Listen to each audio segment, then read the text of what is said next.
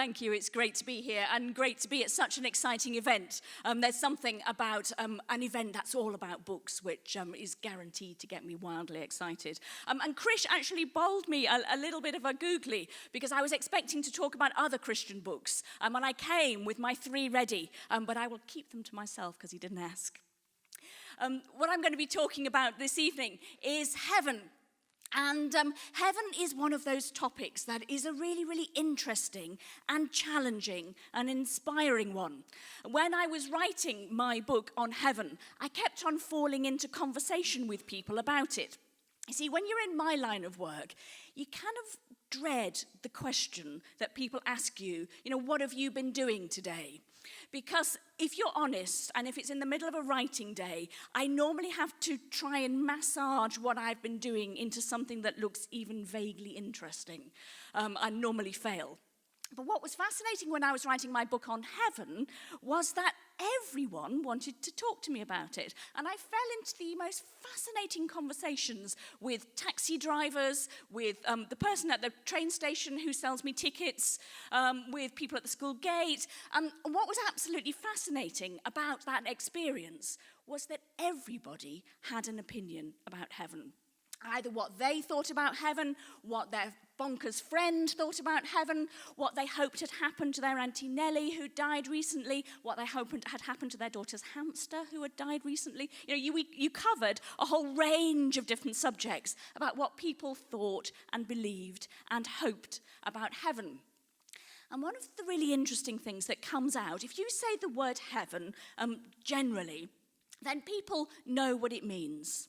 And what they know that it means is, it is the place where I, almost certainly I, and possibly you, though maybe not them, will go after I die. So it's about me, and it's about then. What will happen to me after I die.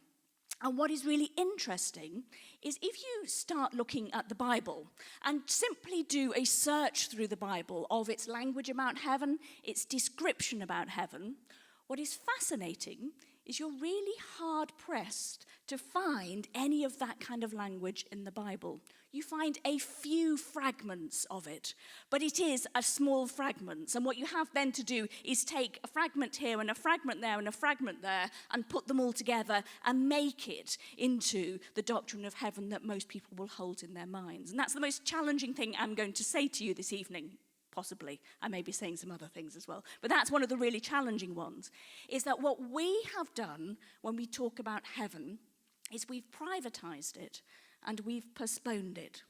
We've made it about me then. Whereas, if you have a look through the biblical texts, time and time again, here's just one couple of examples. I could have picked dozens and dozens and dozens, and they'd all have been the same. Where they talk about heaven, they talk about heaven as the place where God dwells now, not as the place where I will go then. That's the really key thing. And there are some things to notice about this which become really very interesting indeed, that the idea about heaven is that it is the place where God dwells so that God can be as close to earth as it is physically possible to get. And you'll notice from the ones that I've chosen, you'll notice kind of that theme that comes through, particularly in the Psalms. You also find it in Isaiah. The idea that the Lord's throne is in heaven. His eyes behold. His gaze examines humankind. The Lord looks down from heaven on humankind to see if there are any who are wise. God is close to human beings in heaven. And that's kind of the strand of theology that runs all the way through the Bible. And in order to be able to begin to understand some of this, you need to hold in your head a picture of what the earth would have looked like if you were a Hebrew thinker writing this. Because you can feel in these texts that they can kind of see a vision of the world. And in order to get our vision of the world, we need to start with Genesis 1, because you begin to get a sense of what's going on there. And what's fascinating about Genesis 1 is that, as most of you will know, I'm sure, the creation took place in 6 periods of time. We won't trouble ourselves about the periods at the moment, but it took place in 6 periods of time according to Genesis 1. But what a lot of people don't notice is that actually it's not just 6, it is 2 lots of 3. First 3 things happen, and then another 3 things happen, and they match each other. And it's a really important connection that Genesis is talking about. So you start with 3 acts of separation. First, God separated the light from the darkness. Then, God separated the waters above from the waters below. Now here I find myself particularly challenged by this microphone, because normally when I would be telling people about this, I would now gesticulate. But I'm kind of stuck because I've only got one hand, and you can't do this one-handed, but I'm going to have a go. So imagine that you've got a mass of water. So what the second period of time it is describing in Genesis 1 is God pulling the water up and pulling the water down to make a space in the middle. And then the third act of separation that God does in Genesis is he separates the waters from the dry land. So having pulled them up, he then separates them apart and makes dry land in the middle. And then the bit that I absolutely love about the Genesis creation story, which some people sometimes miss, is that having made space, God then fills the space, and he fills the exact space as you go. So on the 4th day, God hung the sun, moon, and stars in the sky to mimic the separation of the light from the darkness. Then he filled the waters above with birds and the waters below with fish. And then finally, he filled the dry land with the creatures who walk on the dry land. And I'm not really meant to be talking about this, but just as a little footnote to that, one of the things I love about the vision of creativity that you have there is that a divine vision of creativity begins by making space and then filling the space that you have made. When we try and do creativity, I'm somebody who loves doing creative things. Often what I try and do is I cram it on top of something that's already full. So my life is already going at 100 miles an hour, and I go, I know, time to be creative, I'll just run a bit quicker. What God's vision is that there is space. And once the space exists, then creation can take place. And there's something I think really beautiful about that, about beginning to reflect on what that looks like. So if you were going to try and draw a picture of what that looked like, your picture would look like this. A little bit like this, at any rate. So if you were a Hebrew thinker, and when I'm talking about a Hebrew thinker, I mean both the Old Testament and the New Testament writers who have this in their mind, what you have there is the earth, and then the waters that are above held back by something that they call a firmament. In case you don't know the word firmament, it's not a surprise that you wouldn't know the word firmament. It's because actually in English we don't have a word for it. The Hebrew word for that is the Hebrew word rakia, which literally means a thin, beaten out substance, possibly made of metal. When they were trying to translate that into other languages, they got to English and said, well, we haven't got a word for that. But interestingly, there was a Latin word, which means a thin, beaten out thing, possibly made of metal. The Latin word is firmamentum. So what the English translators did, they went, oh, thank you very much, we'll have that word and pop it into English. So if you are surprised that we don't really talk about firmaments very much, it's because we don't really need it very much, which is why we don't really use that word. But that is what holds the waters above back. And it's one of those rather lovely pieces of early observational science. If you imagine the colour blue, you look at the sea, and you see that the sea is a colour blue. And you look up, and if you're living in the Middle East, there's a high chance that when you look up, the sky will be blue. Less so here, but then very much more clearly blue. So therefore, if that's blue and that's blue, the natural assumption is if that's water, that must be water. And if you are in any doubt of the fact that that is water, from time to time, water comes down from up there. And that's how they kind of begin to draw their kind of understanding of the world. And if you notice in that kind of dome, you'll see there are holes. And the idea is that from time to time, the holes open and the waters above come back down again. And before you just start thinking, oh, isn't that sweet, those ancient people with their odd views, just think about our English language and the way in which actually that vision has passed through into English language. There's a good chance that if you go out in the rain and get absolutely drenched and you were to go home and say what had happened, there's a chance that you would say, the heavens opened. It comes directly from this understanding of the world. So that's the way in which the world functions and the way in which people viewed the world. And the reason why this is really important is that in the biblical world, when people thought about God, they thought God was literally there. Think about my favourite book, 2 Corinthians, which you all know is now my favourite book. There's that fascinating passage in 2 Corinthians where Paul says, I know a person in Christ, whether in the body or out of the body, I do not know, who ascended to the third heaven. Just notice the language there. Whether in the body or out of the body, I do not know. He thinks it's possible, this person, which we think was Paul, but he thinks it's possible that actually he went up bodily, and that he went up, and when he went up, he went into heaven. Think also about the ascension of Jesus in Acts, which describes Jesus as going upwards, and the implication is, therefore, he is upwards now in heaven. Now, we are short on time today, and what I would love to do is just talk to you a little bit about what, therefore, we do with that. Because I think it is unlikely that there are many people in this room who believe that today, if you go directly upwards from earth, you will get to heaven. But let me do just a very quick talk about it before we come back onto the rest of heaven. What has happened, I think, and where the reason why we have become much more content privatizing and postponing heaven is because post-Galileo, we've become rather embarrassed about the biblical vision of cosmology. And because we've become so embarrassed about the biblical vision of cosmology, what we have done is started pushing it away a little bit more so that we don't talk about it every day. The problem with that is twofold. The first is that what we end up doing is saying that heaven is spiritual to our earth's physical.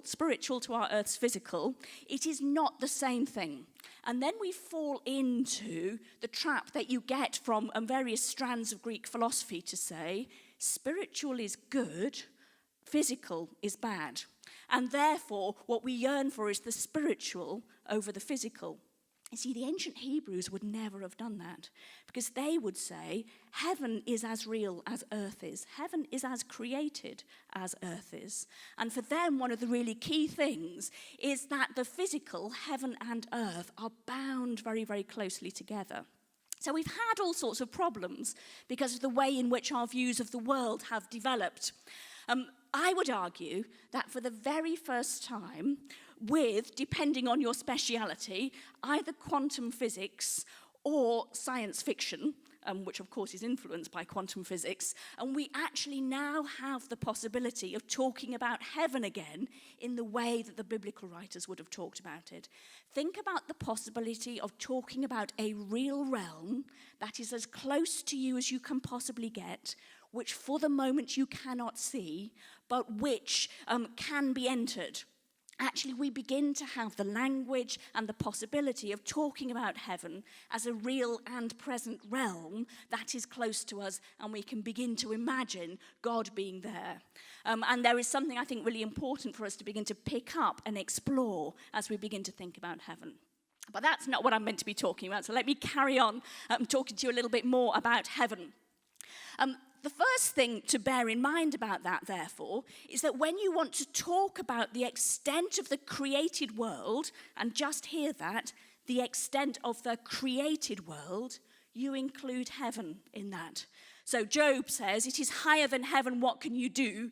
Deeper than Sheol. Now Sheol we haven't talked about yet, but Sheol is the place where they believed that the dead went to. It was neither good nor bad, it was just a place of existence. So Sheol was right up high, No, the other way round. Heaven was right up high, Sheol was right down low. If you want to talk about the extent of the created world, you go that high and that low. Also very important to recognize is that God has access to the whole of the created order. So God has access into Sheol in the Old Testament tradition, which is really important. Then notice the Isaiah one, exactly the same again. Ask a sign of the Lord, let it be as deep as Sheol or as high as heaven. So heaven is included in the extent of the created world.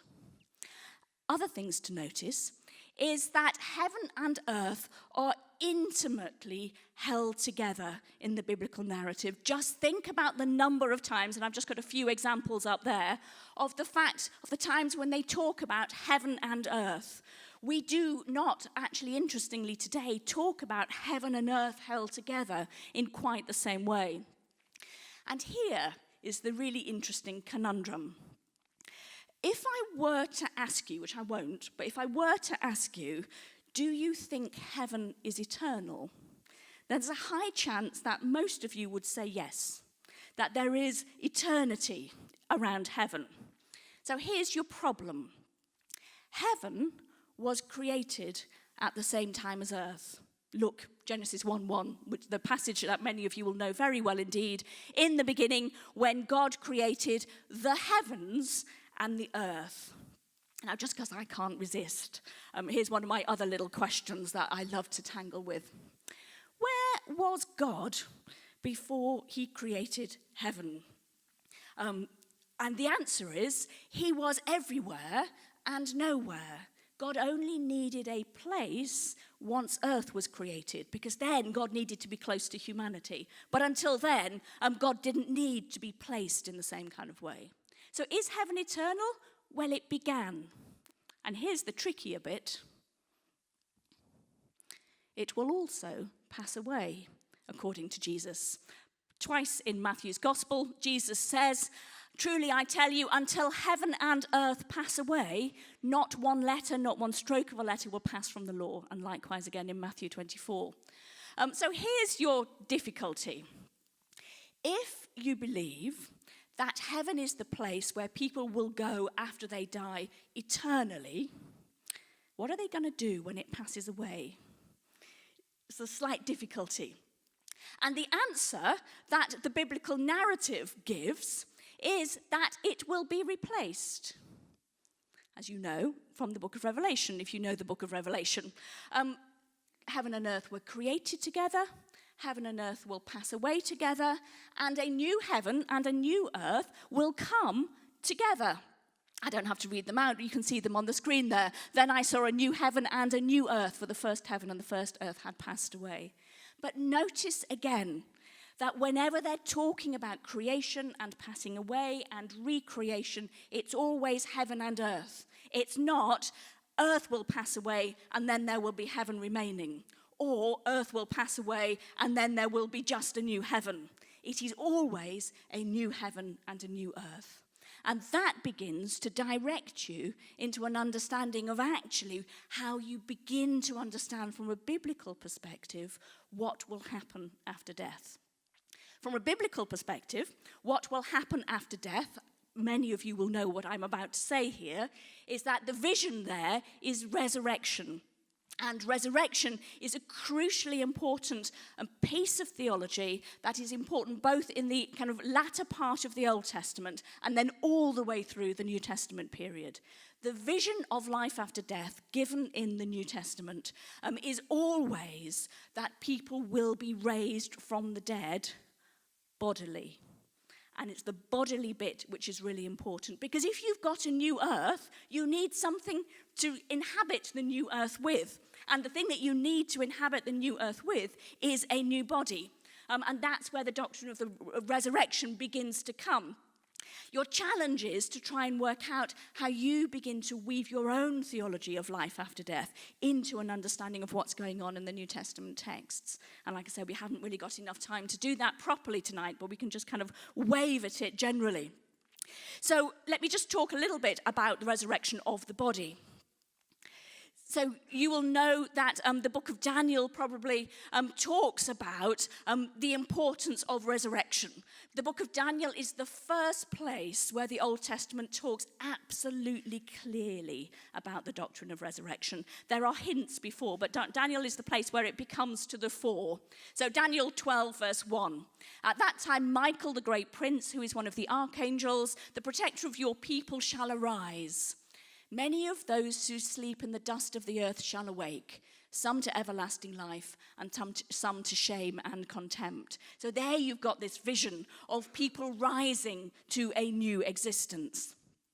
The thing I always find absolutely fascinating about Daniel 12 is there's a little hint there that there are 3 fates, not just 2 fates for people. You will notice many of those who sleep in the dust of the earth. The real question is how seriously you take the many. It is possible that what Daniel is saying is that there are people whose names are in the book of life who are definitely rising to everlasting life.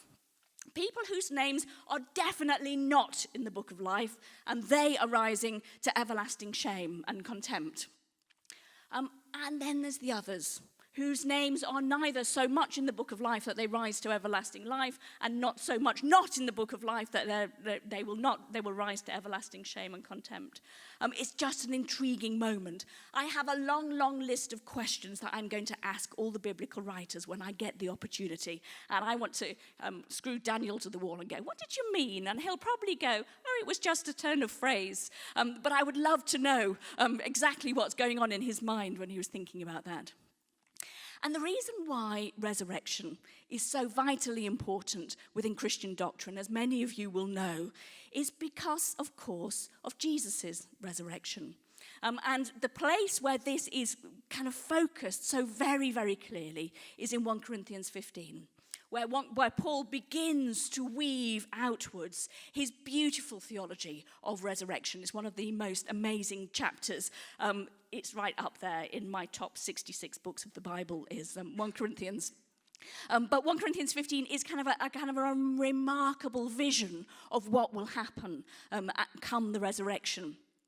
And one of the things that is really interesting about 1 Corinthians 15, I'm going to show you a few verses from it now, but in the passage that comes before that, what is fascinating about 1 Corinthians 15 is Paul makes his very, very closely argued argument about the nature of resurrection.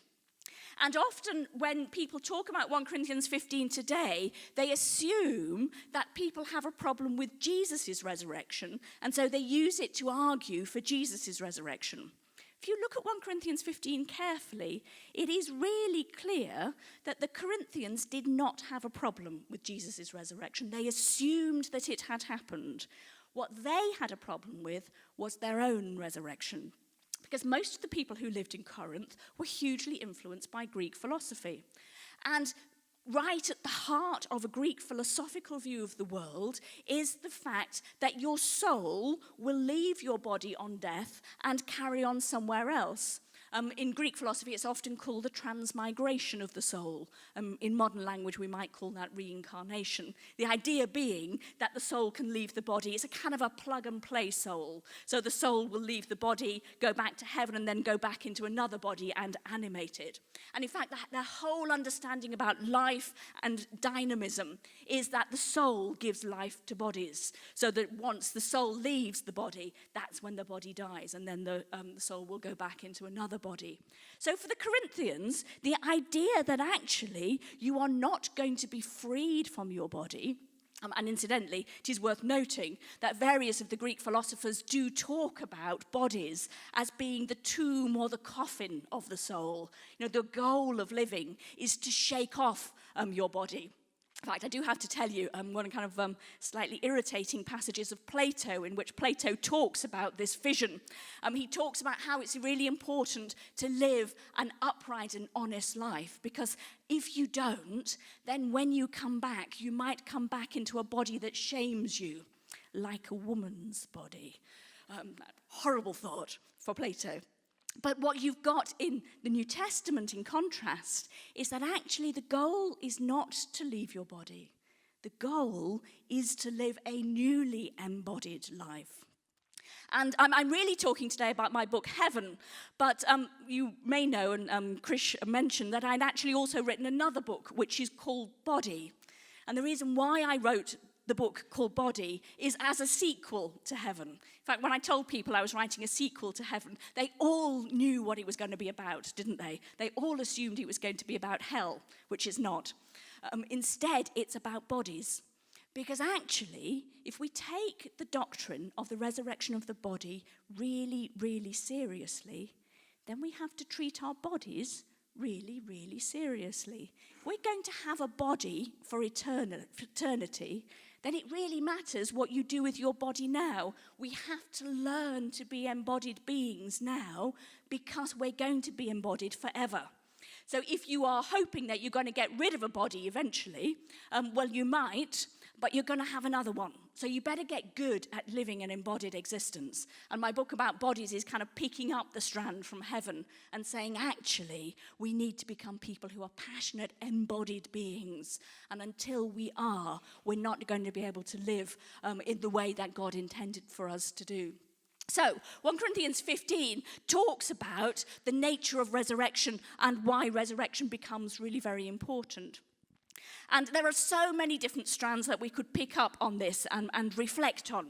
But what I just want to do now is talk to you about kind of understandings of life after death in the Bible. Because one of the real challenges about understandings of life after death in the Bible is that, in a sense, and the reason when Krish said to me, will you come and talk about heaven, I said, well, are you sure?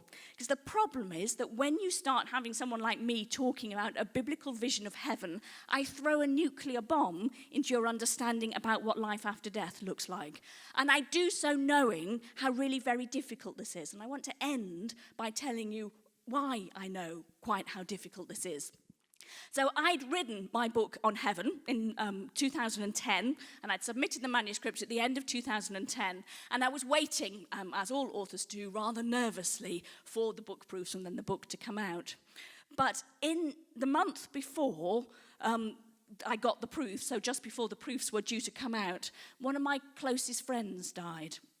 She was a wonderful, wonderful person who had children very similar age to me, and she died suddenly and tragically and awfully from a fast-acting cancer. So it was 3 weeks from first symptom to the day that she died. So you can tell I'm still a little bit emotional about it, because it was one of those experiences where I was just washed away by a tide of grief.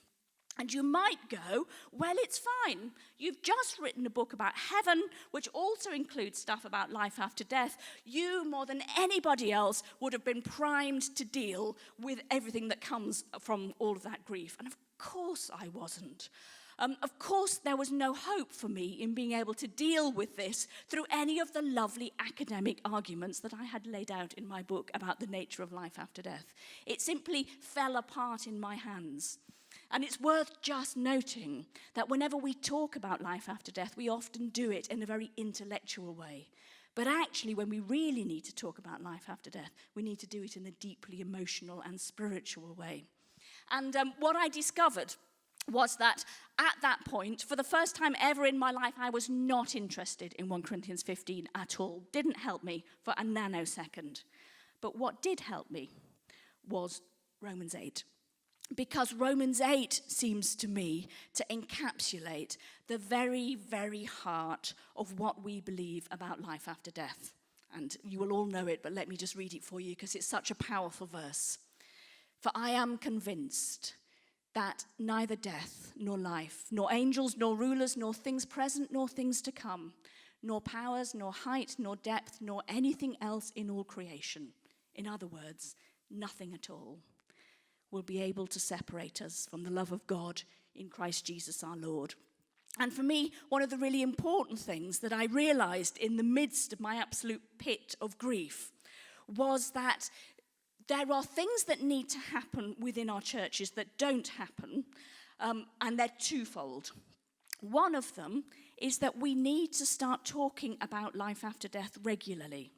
Because what normally happens is we wait until somebody has lost somebody, and then we talk about life after death. And the problem is, as I know from 2011 when my friend died, that what happens is the very last time you can talk in a serious way about what we believe happens to people after death is when someone you love has just died. You just can't do it then. So therefore, if we want to talk seriously about this subject, we've got to do it regularly so that we are able to do it in a way that can be slightly more disentangled from the emotion than what would otherwise be the case. But at the same time, we also need to have a clear and positive and passionate response, which in my book just looks like Romans 8, because for me, that is the answer. Everything else is icing, but this is the answer about what I believe about life after death. There is nothing, absolutely nothing, can separate us from the love of God. Not now and not then. And the reason why that is because God is in heaven looking down on us with love. And that's why heaven is so important. And it's also why believing in life after death is so important as well.